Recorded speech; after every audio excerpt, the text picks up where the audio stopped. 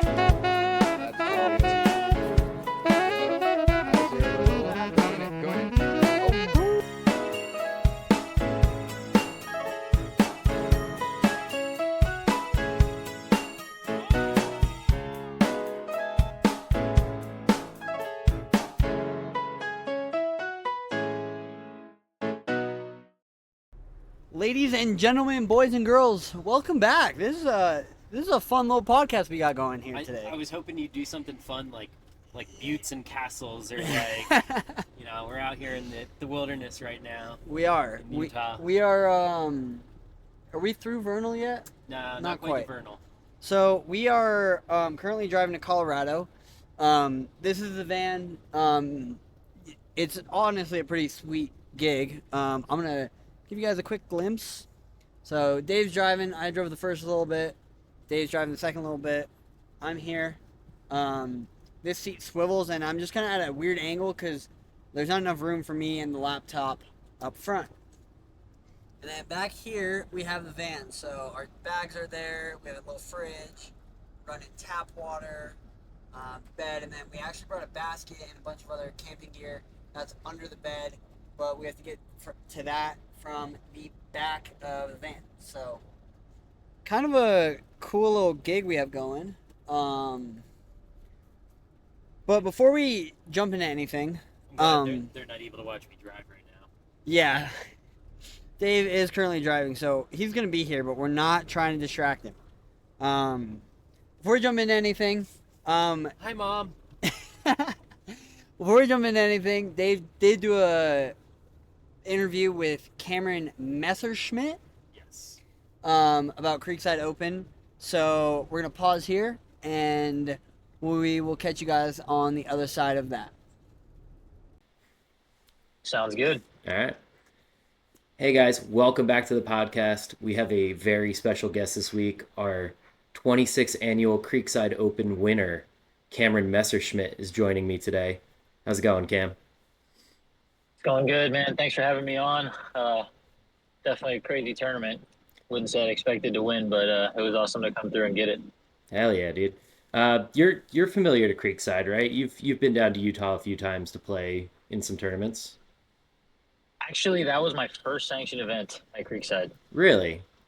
I played league there twice, once in 2016 and once in 2017. So I remembered a little bit of it, but those two temples across the water, those were permanent holes when I played Creekside. Yeah. Yeah, unfortunately, there was a issue a few years ago with a fire back there, and we kind of lost those holes. But they've managed to be able to put them in occasionally for temporary use during tournaments and stuff like that. It's sweet. It's fun to get to play those holes. Yeah. So what was your overall impression of the tournament this weekend? What'd you think of the course, the field, just kind of overall? It was really fun, actually. My first time playing an event in Salt Lake, so that was a good experience. It was a pretty big field for a B tier. I think it was close to like 45 players. So, you were out there. It wasn't just like 4 or 5 cards of guys. It was a good field. The course itself, pretty similar to what I remembered. It's a fun park style kind of golf. You definitely want to be aggressive and go for birdies, but like the lines are all there and the shots are all there to get, and it's definitely a good time. They used a couple different layouts. The first layout was probably a little bit more challenging, I think, and a little more fun maybe, but the second layout was maybe more to the roots of Creekside, or how it kind of started, I would assume, a little shorter, but it was definitely really fun. I obviously kind of blacked out on the back of that, and just was getting holes. But yeah, it was fun to play both layouts out there.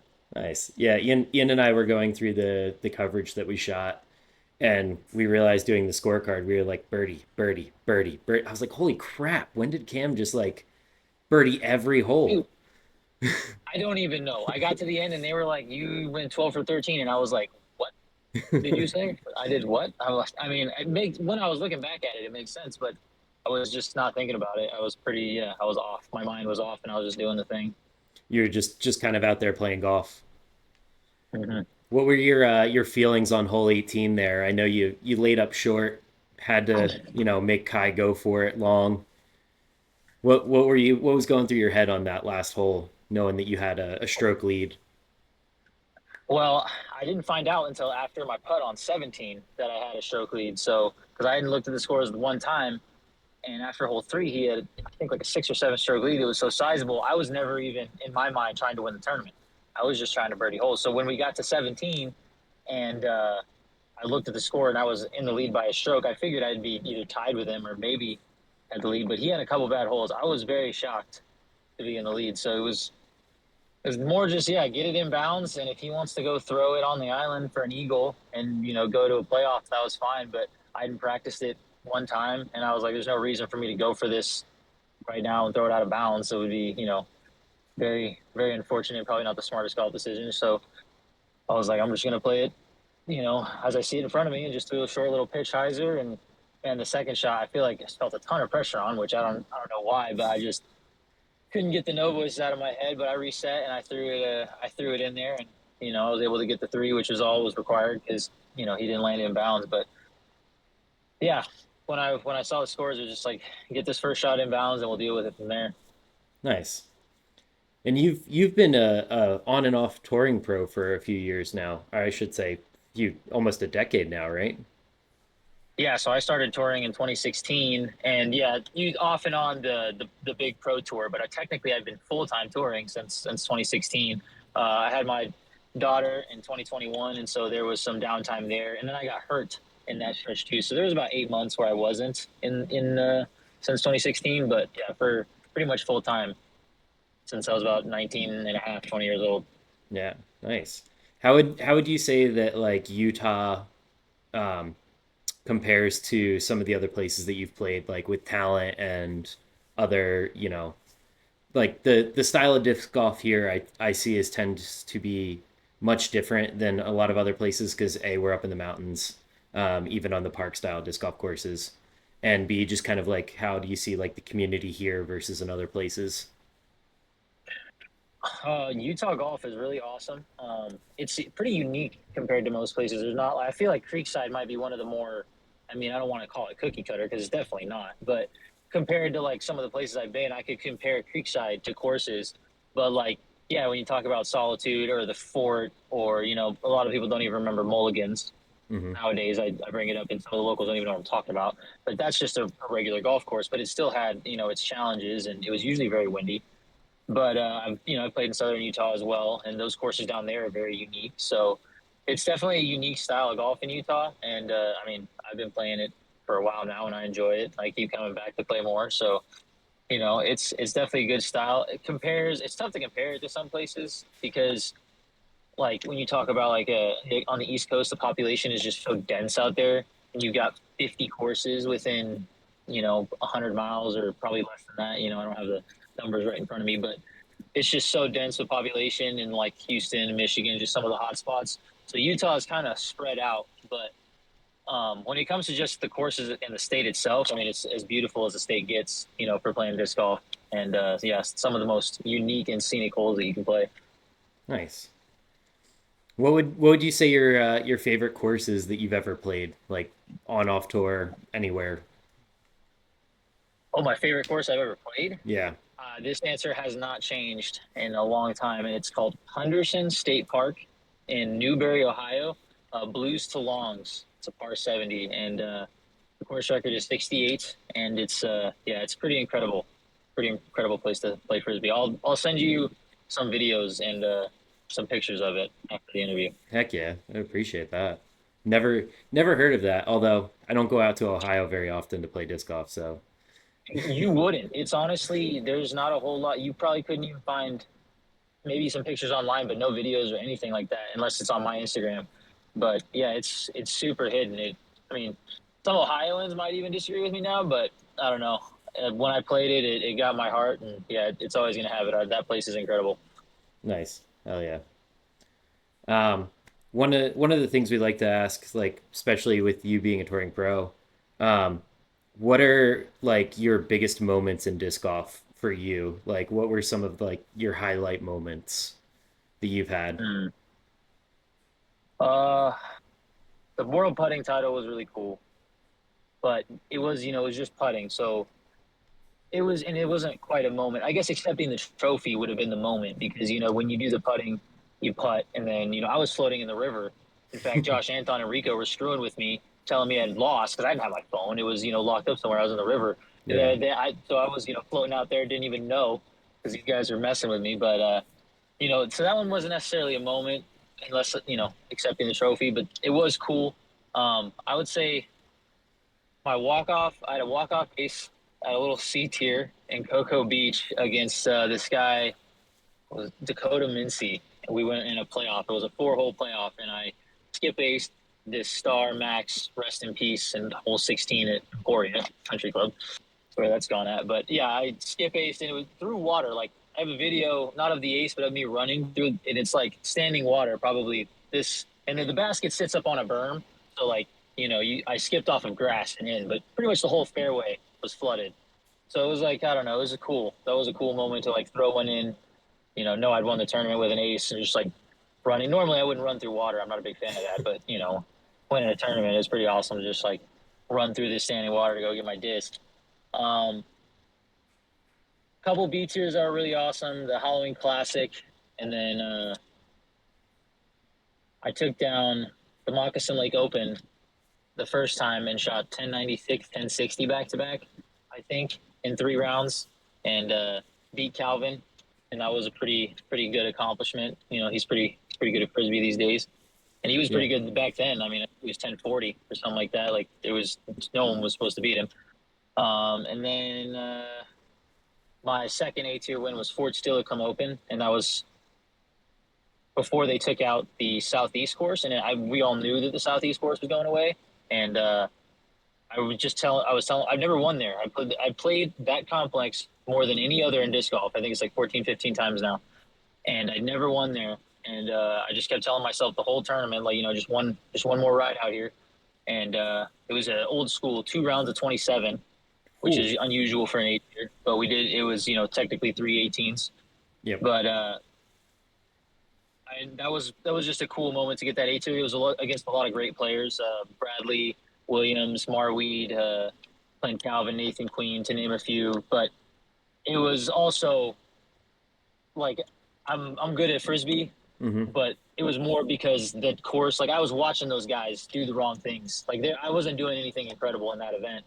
It was they just didn't live. I've been playing there since I was 17 years old. So and also not to discredit myself, none of the Washington guard were there. I was the most experienced and probably veteran player out there. Like Crabtree wasn't playing, Chandler Fry wasn't playing, Proctor, who had moved up to the area, wasn't there. There was lots of good Washington golfers, and there was tons of golfers from other areas, but they had all went down to Masters Cup in Santa Cruz.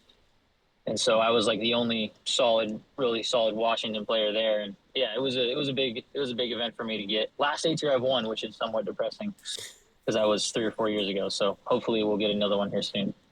Heck yeah. Well, if you play like you did at Creekside, I have no doubt that you'll get that. Um, so you're Gateway sponsored. Um, have you always been with Gateway, or have you had other sponsorships in the past? Like, what's your history with throwing frisbees? So I have been with Gateway since 2020. So I've been playing with them for the longest of any company that I've ever played for, and got to watch them grow throughout the years and create amazing discs, which is really cool. Um, my first sponsorship was with a Canadian company called Daredevil Discs, and that was fun. I guess I had a good time playing for Daredevil. Shout out Mike Seavey, who's the owner. of that company. I don't know if he still is, but I did that for my rookie and sophomore year. And then in 2018, I played for Prodigy for a year. And then I ended up leaving the team after that. And then 2019, I was unsponsored. And halfway through the year, I switched to Wizards. And I was actually bagging prophecies and throwing prophecies at the Moccasin Lake Open before I even signed a contract with Gateway. So I had a couple molds I was throwing with them before I even signed. Nice. So they were somebody that you actually enjoyed throwing before you were even able to get the sponsorship. Yeah. I know Nico pretty well, and he had taken me into the factory, and Dave gave me like 25, 30 discs to just screw around with and try. And yeah, that prophecy was the only one that I was really like, I love this thing, but that was all it took, because the next year went out, met with Dave, signed the contract, and been with them ever since. And it's been a great relationship. Dave's been really all this thing, but that was all it took, because the next year went out, met with Dave, signed the contract, and been with them ever since. And it's been a great relationship. Dave's been really awesome to work with, and everybody else that's been on the team. So yeah, Gateway's been a good time. Nice. Um, do you feel like they have any kind of like molds or anything missing? Like if you could create a disc for Gateway, like what would it be like? Flight numbers, profile kind of thing, like I actually now don't think that they do with the Aura. The Aura filled the last spot in my bag that I was really truly missing. I will say the one thing that I've been yiping on. However, I haven't thrown any of the new ones, so I will say put that out there. Disclosure is the blade supposed to be our 9-speed overstable fairway driver. hmm We don't really have that slot, at least something for me that I prefer to throw, locked down yet. They keep reworking the blade, and like I said, there maybe is the next version. I haven't thrown it. Possible that that's there, but every blade that I've thrown has not gotten done what I want it to do. At least for that slot, they're not bad discs. Plays are great, but for what I want it to do, it's not doing it. I have found a run of the Diablo that does exactly what I want it to do. However, that's not because Diablos are supposed to be more straightish to overstable. So to get stable ones is nice, but they're not going to be cranking those out every run. So I got to be sparing with those. So I do have a Diablo in that spot now. So I'm not like missing it per se, but a stock disc where it's just like 9-speed, gonna go left every time, no matter if you're throwing 500 feet or 200 feet. That would be nice to have. But yeah, with the Aura, I think that now they have the distance drivers locked down. Fairways are good. Mids and putters have been immaculate since the 90s, for what I know. So I don't really think they're missing anything. Plus, there's plenty of sister companies, AGL, Black Zombie to name a few. I know there's a couple more, but that there's also molds that are available to Gateway players to throw. So there's a lot out there to throw, and yeah, I think now pretty much all of it's there. The spell, realm, ether, and aura pretty much cover all that you're going to need. I mean, if you need more than that, you go to a spirit for overstability, and if you need flippier, there's some other options as well, journey, and a few more. So nice. So if you could create your perfect disc, would you take one of the gateway discs or would you kind of like maybe modify something a little bit? hmm. Yeah, I mean, if I was going to create my perfect disc, honestly, if I was going to create my perfect disc, I just figure out how to make the Apache fly as a 13 speed, whatever that takes. Because the Apache's a 10 speed. It's the most incredible fairway driver I've thrown, and I will throw it probably till I'm dead. hmm Um, and it's a beaded 10 speed. Feels more like an 8 or 9, but yeah, it just goes 400 feet on a rope. And if it's flippy, it's barely flippy, and it's stable, it's barely stable. They're usually, in a pretty small box, and yeah, they're great. I can throw them as hard as I want. I can power down on them and make them hyzer a little early. They're super workable discs. So if I could have an Apache mold as like a 13 speed or a 12 speed, Nice. and throwing, dead straight laser beams almost 480 feet, that'd be sick. That was kind of my thing was I have an Onyx that I absolutely love that thing will fly dead straight for 400 feet and then just have a like fade at the end. Like they're not very overstable, at least the run that I have. And if I could get that in like a 12 or 13, where I can get a distance driver that goes just absolutely dead straight the whole way, doesn't really want to turn or fade, like that was kind of what my ideal thing would be for me, at least. Because I love Heck the yeah. idea of like the Crave or something like that, where it's just a fairway that goes dead straight the whole way, and it's harder to get I'm that with the unfamiliar with drivers. the Crave. Yeah, The MVP, it's a good beginner like mold 6 speed neg 1 1, but for amateurs, arm speeds, thing just flies I dead got you. straight the whole way. Nice. Yeah, cool. Um, what is one big tip that you have either received from somebody that's like upped your game, or that you've been able to give out to a lot of people to help like improve their golf game? Well, the one tip is simplify everything. The more complicated your form is or your game is, the more difficult it's going to be to repeat. So you want to simplify everything in your game. But when it comes to like putting and just being solid on the green, it's two things. A lot of people drop their putter below their waist, and outside the circle, there's arguments to be made for that. That's fine. But inside the circle, your putter should never be dropping below your waist because it should be just a straight strike movement at the basket. And if you're dropping down there, chances are you're dipping the nose. And that's the second thing. When you're putting, your disc needs to come back. Like if you're throwing a backhand, you're not going to like nose down your backhand and then try and rip it as hard as you can. You're going to keep it on the angle you want to throw it at. So when you're putting, don't drop the nose of your putter because now you're trying to guess what angle to release it on. You bring it back on the angle you want above your waist, and then you push it forward on that angle, and it makes it a lot easier to control the disc. Whereas if you're trying to drop the nose, like I know Ricky does that. He's Ricky. He can do whatever he wants, and Yeah, he's using his nose to. So what I do, I throw nose up to show the face. So when my disc hits the chains, it shows me the top of the disc. Ricky has the same thing, but on the bottom. So he's actually using his nose down and then showing the bottom of his disc, which is still the same action. It's just he's using a different way to get there. So Ricky's, an exception to the rule. But if you're not gonna putt, like him, 0.1%, keeping the disc on the angle it needs to be on is going to be more consistent all the time. And nice. yes, it might drop a little bit, but the thought is to keep it there. Yeah, no, that's really good. That's super helpful, actually. I think for a lot of people. Um, do I got you? a book I about. nice. uh, one thing we interviewed Martin Kessler. I don't know if you know him. He's a Salt Lake, or not Salt Lake. He's up in Logan, actually. I think.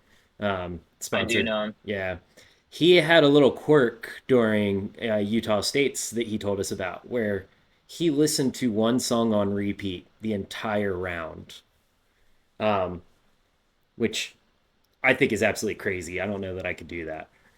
Do you do I you, blow my head off.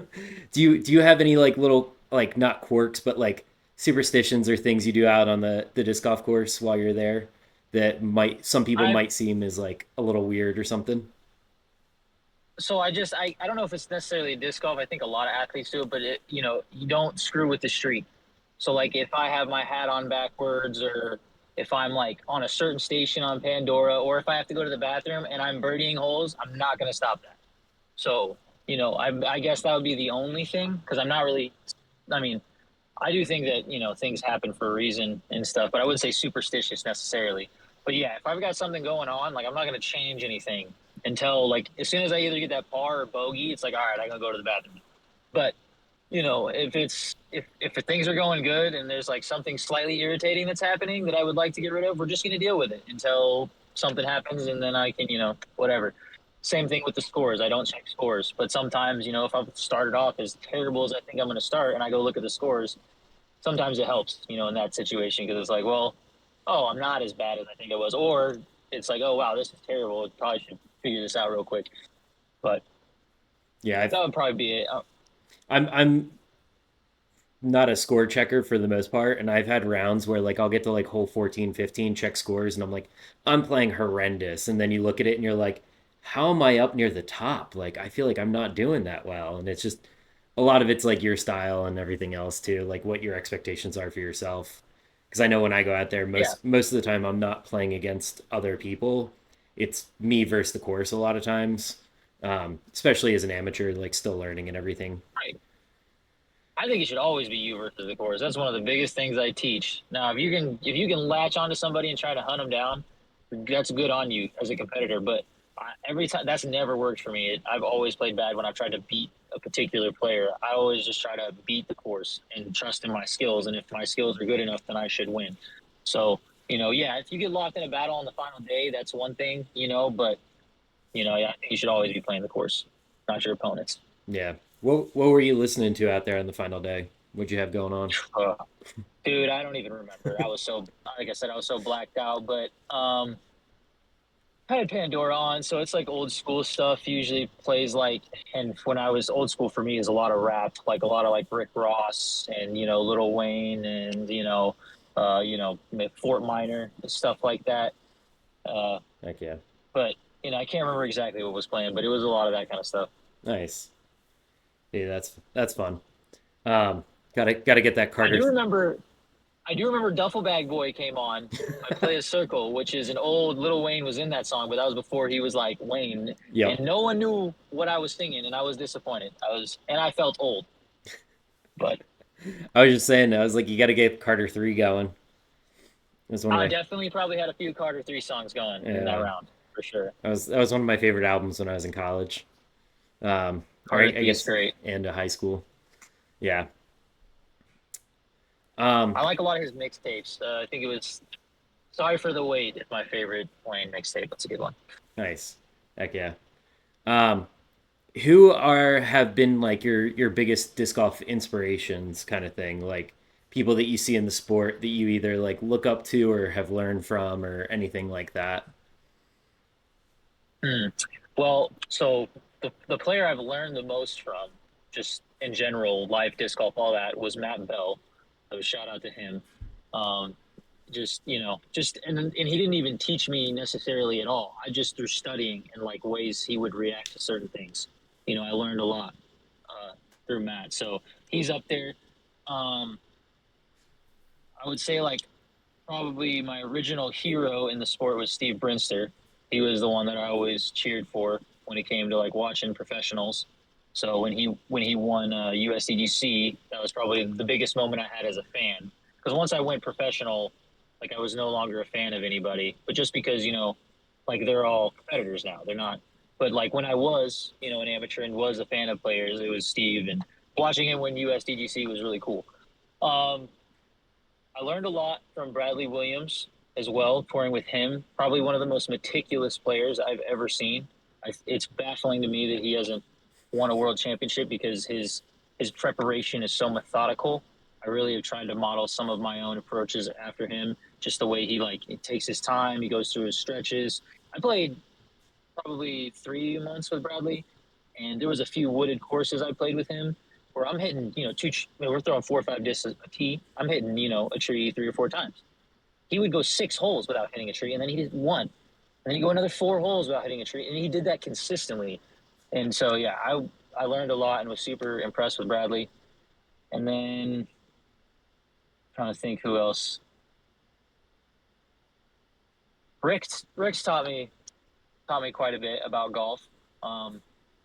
Traveled with him here and there, and I've learned a few things off him. Ratings wise, I remember I'll never forget what he told me is like if you want to shoot good, you gotta pummel the field. If you want to get good ratings, you gotta separate, and it's not about like that's just what it takes. Like because if you're playing a championship level course or if you're playing a pitch and putt, if you want to get the ratings you want to get, you've got to win by 6, 7, 8. If you want to push yourself to get high ratings, yeah, if you want to shoot 1030s, you're not gonna have to do that, but if you want to push your rating up, you've got to separate yourself from the field to do that. So learned a couple things there, and other than that, yeah, there's not too many players that I've really studied that much. Just the guys that I've been around. Try to take notes when I'm around some of the better players. Bobby Music gave me some great advice when I was younger, but really just tried to and be and respect all of them too. Like I've never been that cocky kid. Yes, I'm confident, but like when it comes to being around those guys, like yeah, I never tried to. I always just sat and listened and tried to pay attention because I saw how they were doing it and putting rounds together, and I learned a lot through play, with them as well as because back then, like when I was 970, there was only 80 players in the world that were 1,000 rated. Like think Right. about that. It was when I hit 1,000 for the first time in 2018. There was 103 of us, and I think I was 199 on that list or something like that. Damn. So it's definitely changed a lot. And yeah, when you would play with the guy pretty much every weekend if you're having a good round, because you're going to be up there. If you put a good round up, you're going to be up with the top guys. So, I learned a lot through that. And but yeah, probably those 4 or 5 names I mentioned. Nice. Heck yeah. One thing about, again, we talked about Utah, how it's like kind of very different scene here with the mountains and everything. Do you ever see the Pro Tour and all that coming back to like Colorado, Utah, even like places in Oregon where like you're in the mountains, you're up in elevation, like kind of I having to play a I would different love scene? I would love to see it. I would love to see it happen. I'd love to see it at Solitude, to be honest with you. That's probably one of the places I think should get a little more love. But yeah, I don't know. Colorado, you know, I, I've never seen any major tournaments there, and I've played the game a long time, and maybe I don't know. I don't know why, but if I had to guess, I don't know if you're familiar with a man named Joe Revere, Yeah. Well, but sort he of. owns Colorado. He's probably one of the when it comes to protecting a state, there's no one's beating Joe Revere, Yeah. Well, but sort he of. owns Colorado. He's probably one of the when it comes to protecting a state, there's no one's beating Joe. And still, I mean, I'm not even sure where he's at, but I mean, I think that could be total conspiracy theory. I might just be spewing lies here, but yeah, Joe, you can't beat Joe in Colorado. Like, yeah, I know Freeman's done it and Eagle's done it a few times, and some guys, but Revere is not really beatable if you're in Colorado. So maybe that's why there hasn't been very many big events there. I'm not sure. That could be total fallacy, and I'm just, like I said, spewing lies. But when it comes to Utah, I'm not sure. I'd love to see it. Like I said, I think Solitude's a great venue. I think they have everything that they need there to run a fantastic tournament. Parking could be an issue, but if you get the shuttle going, and set that up well, I think it could be handled. But yeah, I think Utah should definitely be put on the list in the future. But I will say, I've noticed if you look at all the Pro Tour events, none of them are really at elevation. Hmm. And from a competitive standpoint, I understand that you want the guys to be competing on a base level all year. But at the same time, you got football and basketball players in the league that have to go to Denver and they've got to play, and it just it's part of the game. So Yeah. yeah, I'd like to see them at least. I mean, I think there should be 2 or 3 at elevation ranging, because you can play from 2,000 to 10,000 feet. So I think it'd be cool to see, or at least develop. I'm not a big fan of the Q series. I think the Silver series is better, but develop some kind of series or other tour, and at least give 2 or 3 good mountain events out there, because that's great golf. It was last year, yeah, 2023. I played as many mountain tournaments as I could. I was trying to get back in shape. I had a blast doing it. The views that you get, the holes you get to play, Yeah. really awesome time. Mountain courses are underrated. Yeah. We actually have a new course up at Brighton now. I don't know if you've had a chance to play that one. Um, that I'm one's not. it's a super fun course as well. So I feel like they could do something where like you're hopping between the two mountains. I mean, they're both up canyon there, right? Um, They could super course it too, right? yeah. Or how close are the courses together? They're not that close to be connected. Okay. It would be a few Okay. mile hike. Um, but I'm always curious to see how like people on that pro level would play that style of course where you have like 600-foot downhill par threes, and we're out here throwing putters and mid ranges on it, kind of thing. And it's like, how are you getting there with a putter? It's like because the Angle. elevation, yeah. Like Speed. follow the hill, and you don't want something that dumps left or right. You need it to kind of go straight the whole way. Like it changes up your style of play so much. And like you said, with the elevation, discs tend to, do stuff a little bit different than what you're used to. Your flippy destroyer might now be a straight destroyer instead of flipping on you or something like that. Like it forces you to Oh kind of yeah. have to figure out how to play the game again. And I I like that. love, yeah, that's one of my favorite things about elevation, because you like, oh, my roller disc is now a T-bird. This is sick. Yep. But what was I gonna say? I was gonna say something about Solitude. Lost it. Yeah. Oh well. That and I think hole 18 is just such an epic hole there for the pro tour to like finishing. 26. Oh yeah, 26 of you I playing the remember now. hills. 26. So I wanted to shout out Justin Billady. I don't recall what MVP putter he threw, but he threw it pin high, 50 feet from the basket with a putter, and it was probably one of the sickest shots because it never deviated. He just threw it like baby hyzer. It got the flat, and like it went flat. It maybe like fell right, but it didn't turn right. It made it just, but it was the whole way flat. What is it, 14 or 1,300 feet? Is Yep. what it is. It's some ridiculous distance, and they were calling it a par 4 that year. They Yeah. had fours out there, which you can two all the fours because all the holes are downhill. I mean, they're incredible twos, so you can call them all par 3s or par 4s. It doesn't really matter, but. Yeah, I watched him go pin high on that with a putter, which was ridiculous. So shout out Justin, you gross man. I remember that shot. I was down there for it at the base, and I was just like, how was that off the... Did he throw that off the tee? Like, nobody was even getting across the road, and he just absolutely, like, basically pinned it almost. We had a guy this year through... The first time I ever saw Heiser flip and then got stable, flipped again because it caught up so much speed going down the hill. Turned into a roller, somehow like turned into a roller after it hit the ground, rolled up the basket, hit the band, and popped out off the tee pad.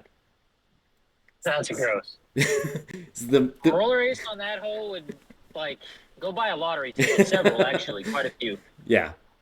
It was the most insane shot I've ever seen thrown.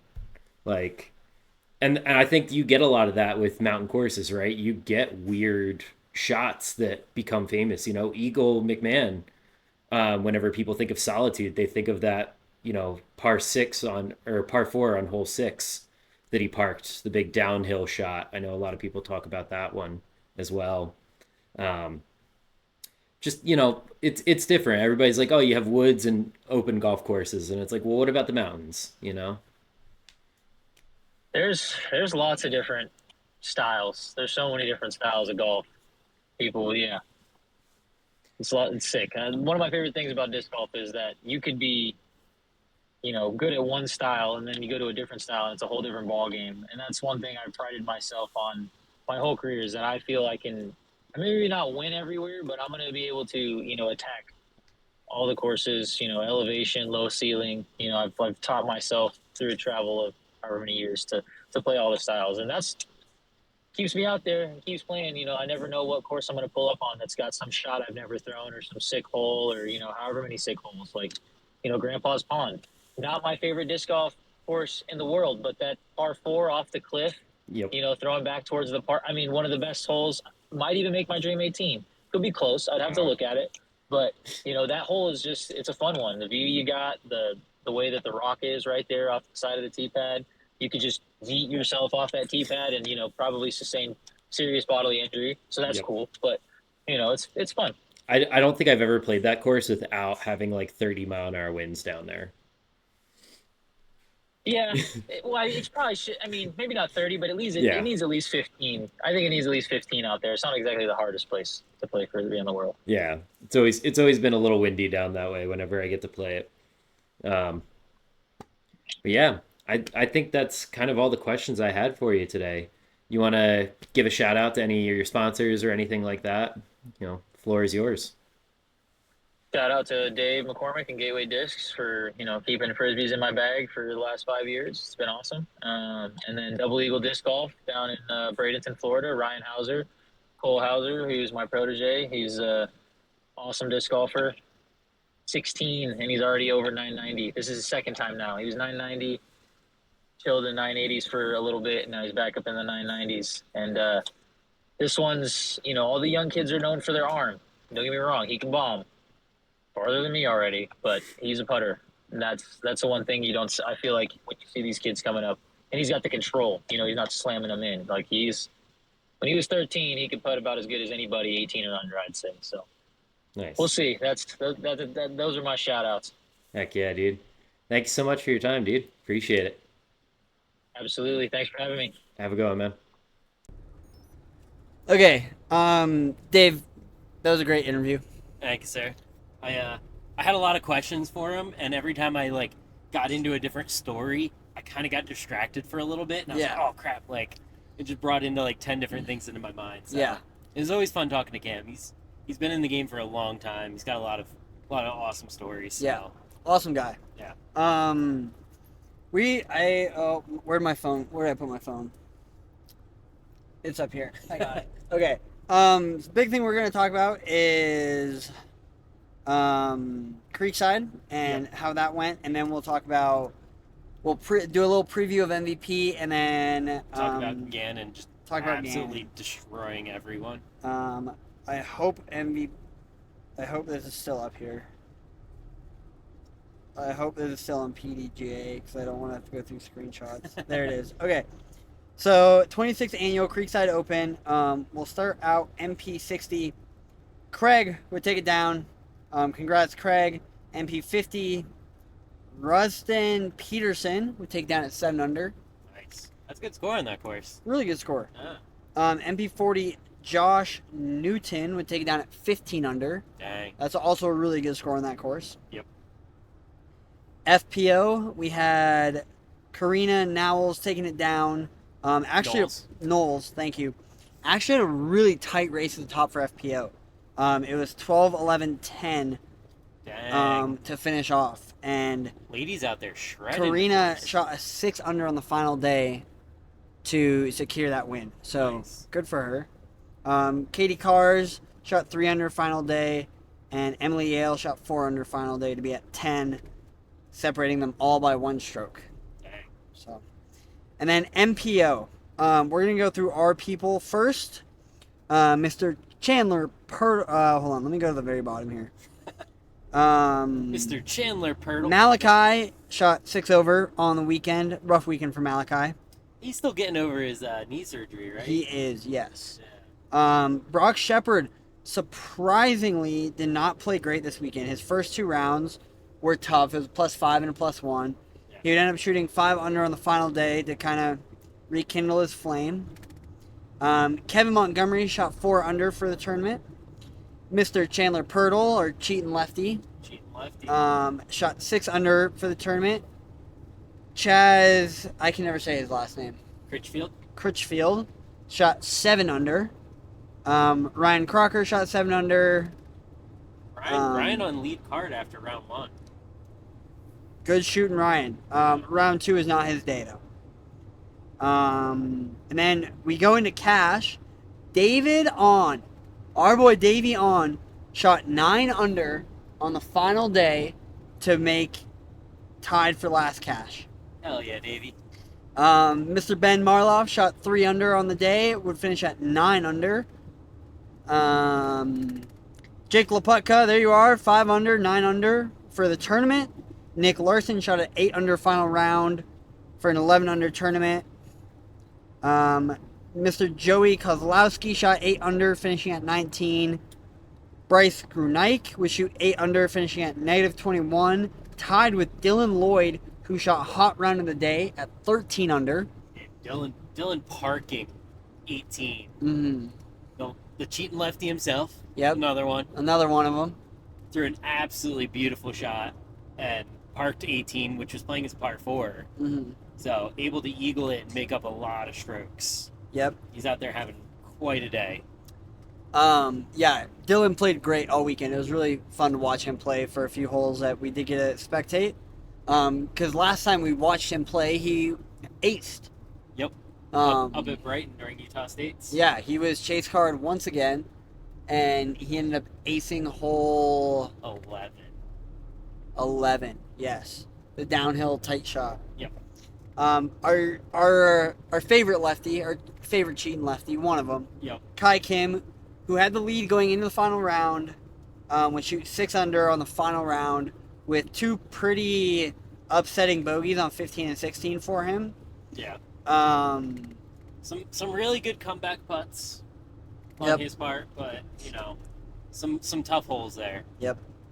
And then your 2024 26th annual Creekside champion, Cameron Messerschmidt, who Dave just did an interview with.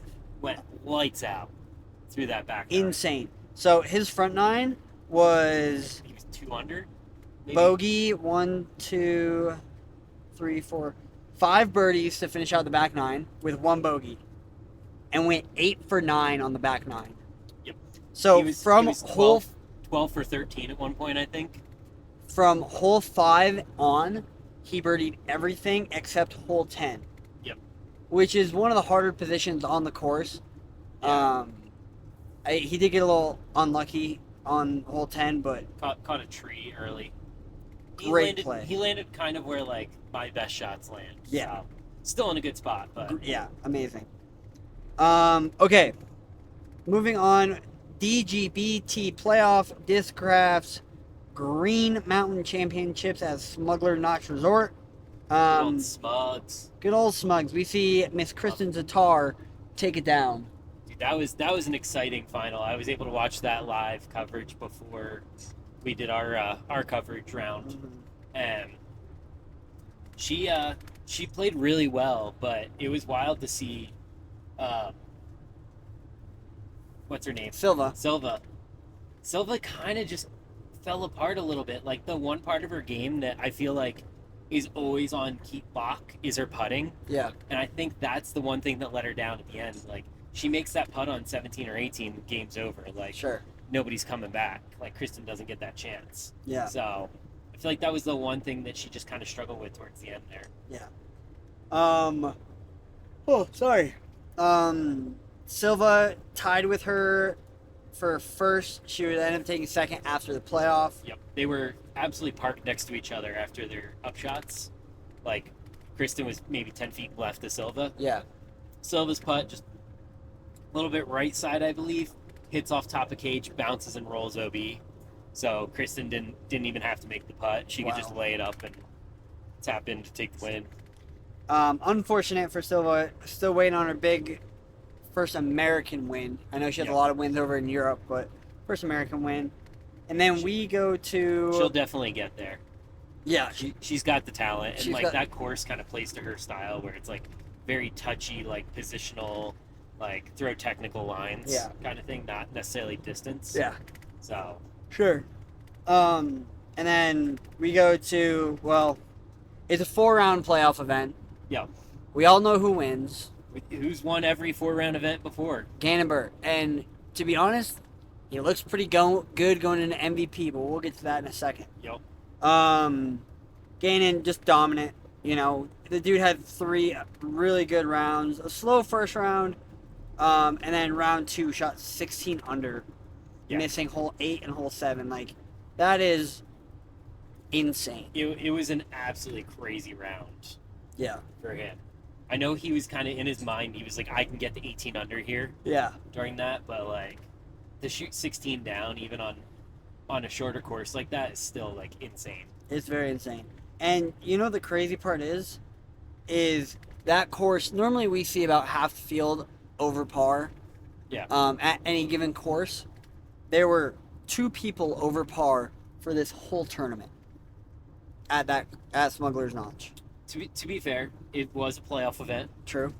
So you don't have a lot of the normal people that sign up for some events that aren't necessarily the highest rated or, you know, are kind of bringing that field down, right? Yeah. Like, you or I could technically go sign up for Worlds if we were able to get in and play. Yeah. We're going to bring those scores down drastically. Yes. Versus this being a much tighter field of touring pros. So I think that's why we tend to see a little bit higher scores. Yeah. For the event. Totally. But with another 4-round playoff, you know, round 1's teeing off pretty much as we are speaking. Yep.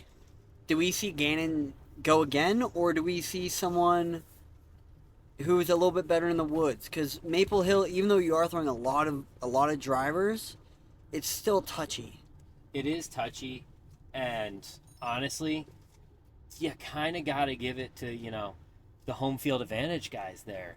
Mm-hmm. You got Simon, who plays there all the time. Yep. Casey used to play there a lot. Yep. Like, there's a lot of guys whose homes are right near Maple Hill. Sure. And take for granted, like, the field plays it every year. It's one of the favorite courses out there. Yeah. But, I mean, Gannon could absolutely win this course, no problem. Mm-hmm. Like, I think he's got the momentum. He's playing amazing. Sure. I think really what it comes down to is, does somebody come out and shoot really hot just to beat him? Yeah. You know, I think that's what it's going to take. Do we see? Let's say Gannon doesn't win this weekend, right? Mm-hmm. Do we see someone like Simon getting his first win of the season? Someone like Eagle? Simon's got one this year. Sorry, yes, Yeah. Simon does. It's It's been a while. been a while. It has. Do we see, one of these younger talents that's still in, could be Like an placing... Evan Scott who's been playing Yeah. really well, or Joey Buckets could obviously win this course. Like, Yeah. fits his style. There's a lot of guys out there I could see it, but I think it's going to take. It's not going to be Gannon losing it or not playing well. Somebody's going to come out and have to shoot really well at Sure. this course. Sure. I totally agree with you. I think someone is going to have to come out and be very dominant in their game, Yeah. and they're going to have to keep a cool head and play very smart, aggressive disc golf. Because there's a lot of holes out there that, are probably pretty comfortable for Gannon and might not be comfortable for someone else. I know the big uphill par 3. That's a big bomb of a shot for a lot of people. Yeah. Yeah, I mean, and then you have certain people that just need to do well in general. Like, I think it was Eagle is on the bubble for the playoffs. Eagle and Ezra Robinson, Aderholt. Aderhole. So as last I checked, Eagle is in and Ezra is just outside. Okay. So they're kind of battling to see who gets in. Yeah, like they're gonna have to play well this weekend. Yeah. And like make sure that they don't have too many mistakes, but like get a good placement because that's what's going to get you those points to make it into the tour championship. Yeah. I wish I could pull up tour championship standings right now, but we are in a van. Yeah. Like, we don't have Wi-Fi right now. I mean, I could look at my phone, but I don't want to do that. We're sitting here hanging Yeah. out. So, with tour championship coming up in a few weeks, do we see some people who we might not expect make that list with these last few tournaments? Do we see a lot of change, or do you think it's pretty settled in? I think for the most part, it's pretty settled in. You might have one or two people hopping spots or like due to injury drop out or something like that. But Yeah. for the most part, like the people that have been playing really well all season are where they should be. And the people that haven't really been playing this year are going to be like kind of like, okay, I need to get the points here. As long as they play well, they won't have any issues getting in. Sure. Currently following this really cool Airstream right now, by the way. Sick Airstream, actually. It is. But I think it's pretty set in stone. I mean, the guys, even like the Evan Scotts and the Joey Buckets who have been playing well, I'm pretty sure they're in right now. And it's like, yeah, because they've been playing so good all season. Yeah. So We'll have to wait and see.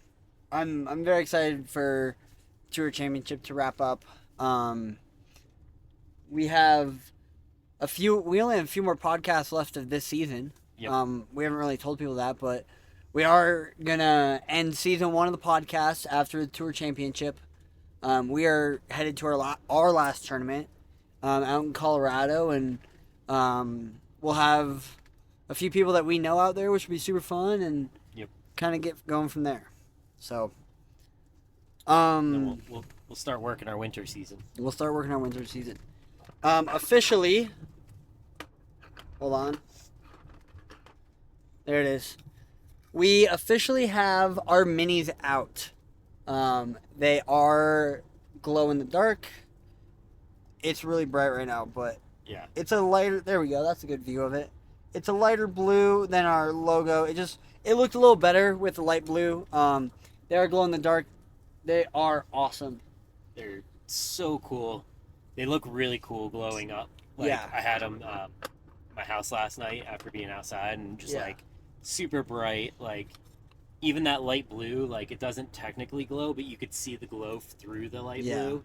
So like they're so cool. They look really good. So Brody, thank you for doing these. FlyStudioDesigns.com is Brody's website. FlyStudioDesigns.com.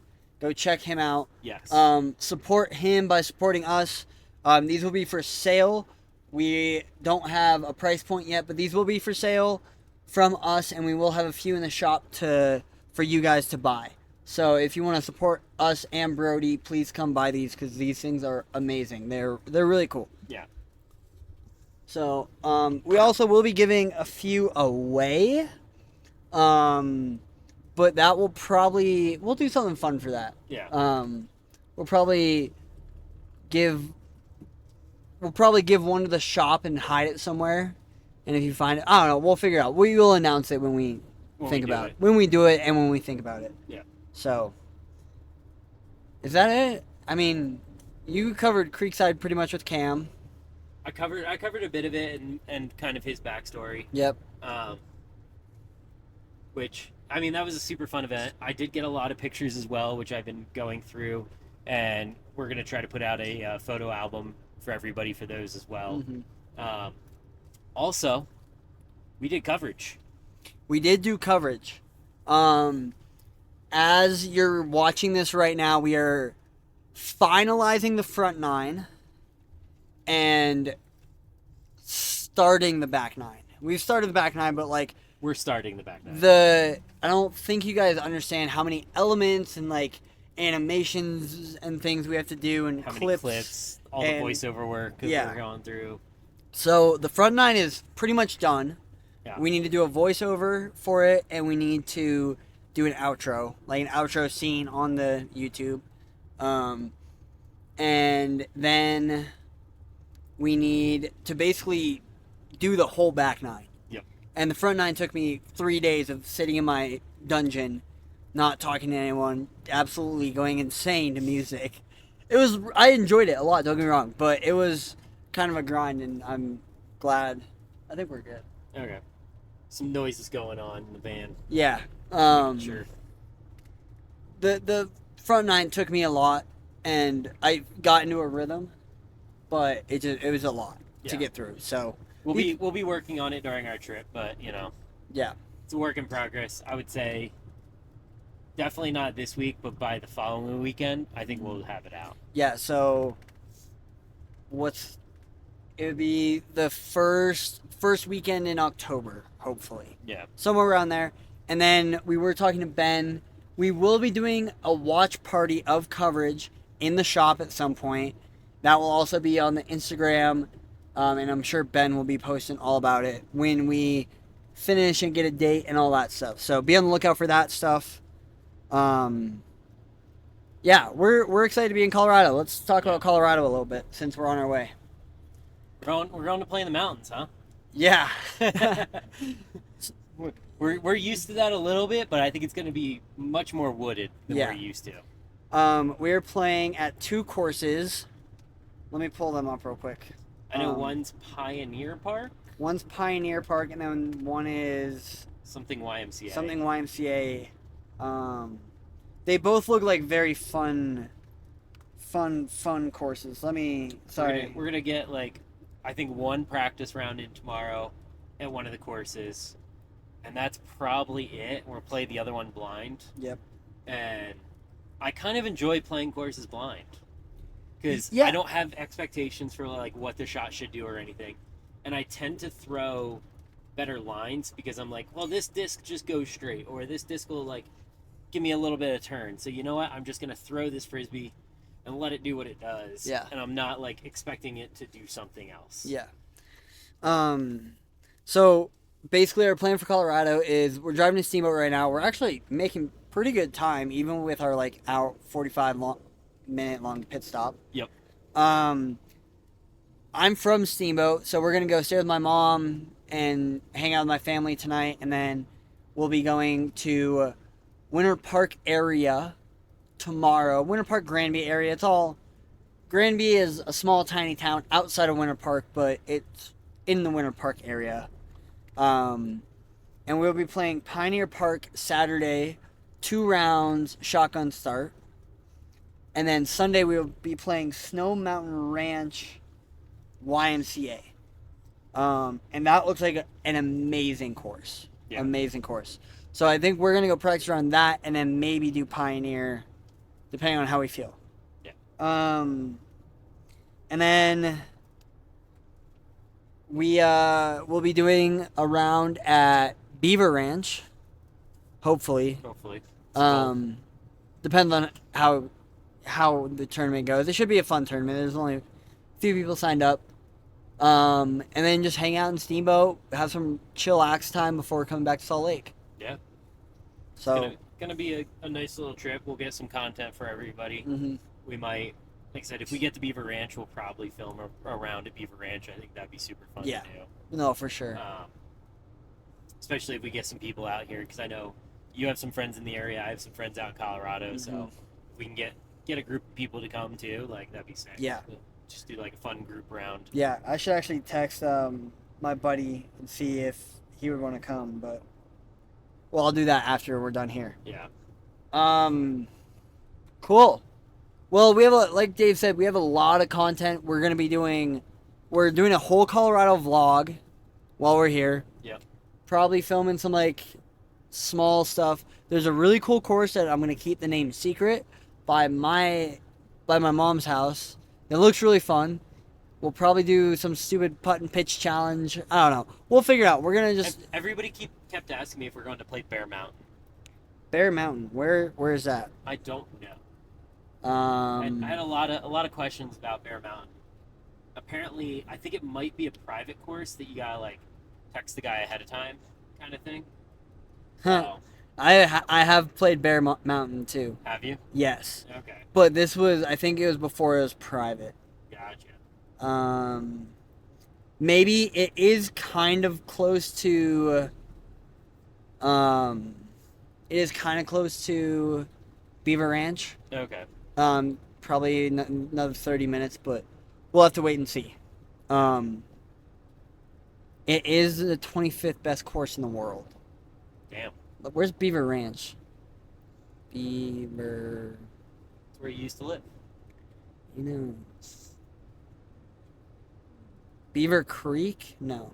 Beaver Ranch Disc Golf Course. Beaver Ranch is number 20. I'd rather go play number 20 than 25. That's fair. Number 1 in Colorado. Yeah, we got to go check that out for sure. Yep. Yeah. And it's right by where I used to live, so that's awesome. Yeah, we have a lot of fun things coming. A lot of content that we've been wanting to do, just haven't done because of our busy ass schedules. Holy, there's Jesus a Christ. semi in the middle of the highway. Fucking oil tanker just went straight into my lane. God, people out here. Hey, we're still in Utah. We can call We them are- bad we are drivers. in Utah. When we get to Colorado, we can only call them friends. Oh, look at that, a little dirt bike jump. Oh, hell yeah. So we hope you guys enjoy this Colorado trip we're doing. Whenever you see this podcast, content is shortly after. Yes. Probably a week or so after. Who knows? Our next podcast, we still might be in Colorado for all we know and care. Yeah, we got lots of good stuff coming up, and we've been talking to some people as well. Some good collabs that we're hoping to do here soon too. So, Hopefully. yeah, we'll see what happens. Sweet. Anything else, Dave? I think that's it, dude. Okay, let's put this down before I distract you and Before we get in the car crash. Exactly. All right. Thank you guys so much for watching. We'll see you later. Peace. Bye.